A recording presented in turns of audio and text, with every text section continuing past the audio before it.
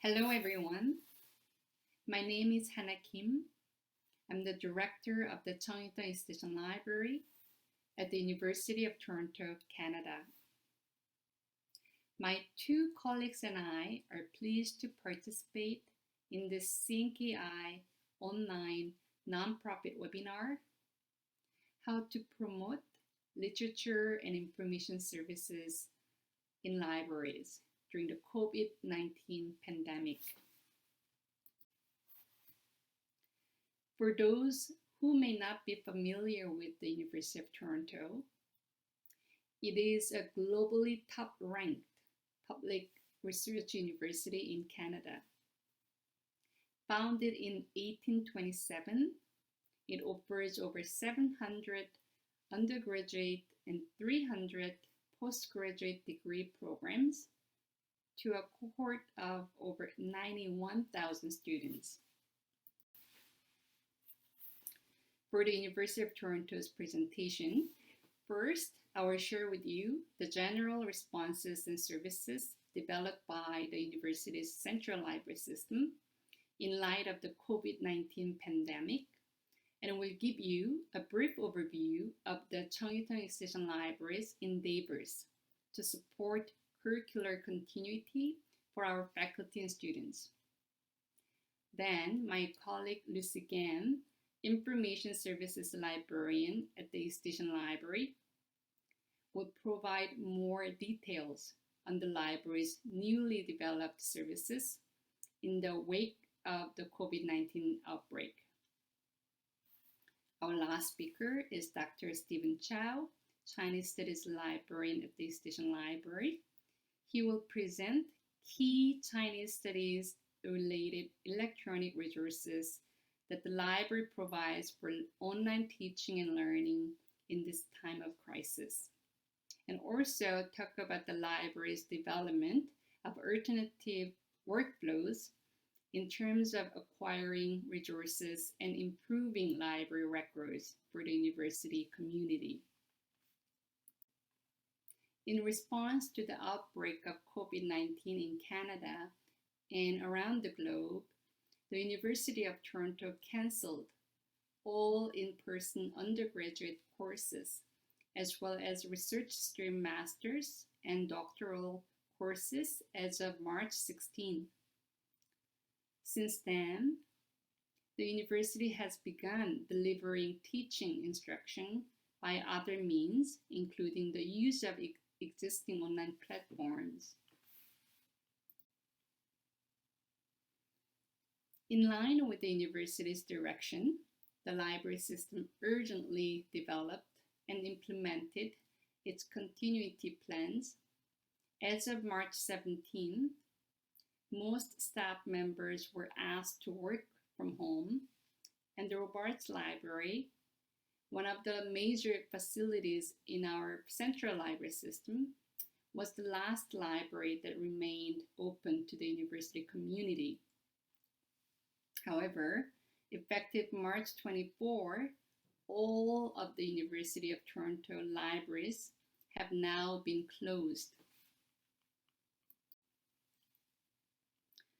University of Toronto libraries have quickly promoted to the university community that librarians are available to help with research resources, online learning materials, syllabus service, and other services.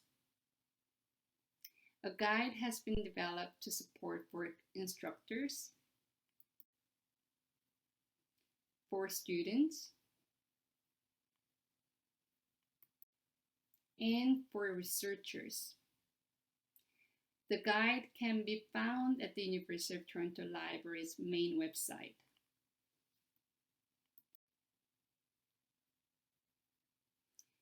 In regards to the acquisition of new resources for the university community, new priorities for the library system have been set out. For the first quarter of the new fiscal year, from May to the end of July, we will be making efforts to meet the goals of prioritizing acquisitions for online courses and being cautious by only purchasing electronic materials that are requested and not buying any physical materials. As many institutions may have similarly experienced, due to the pandemic situation, much is still unknown about the acquisitions budget for the new fiscal year.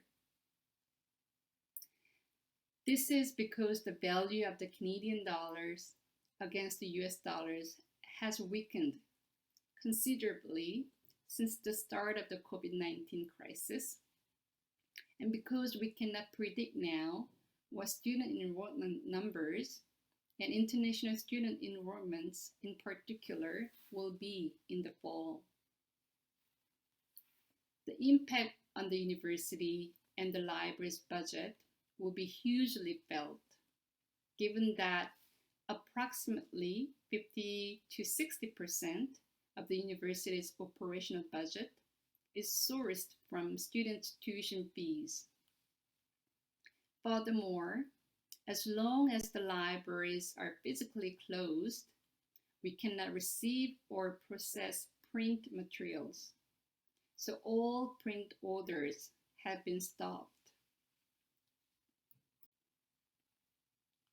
At the level of my library, we swiftly developed a virtual reference desk service model to remotely help students with research questions about Chinese, Japanese, Korean, Tibetan, and Asian Canadian studies.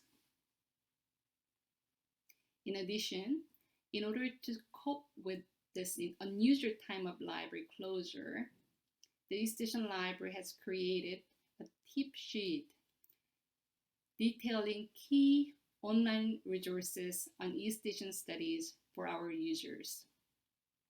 My colleague Lucy Gan, Information Services Librarian, will talk more about our local initiatives in her part. Lastly, the East Asian Library has proactively approached various East Asian vendors and publishers to secure temporary free access to their databases containing primary sources and articles that are crucial for the research, dissertation writings, teaching, and learning of the university community. This will be discussed by our last speaker, Dr. Stephen Chow, Chinese Studies Librarian. He will also share our local practices for how to best utilize our staff resources remotely working from home by improving our bibliographic records through record enhancement work.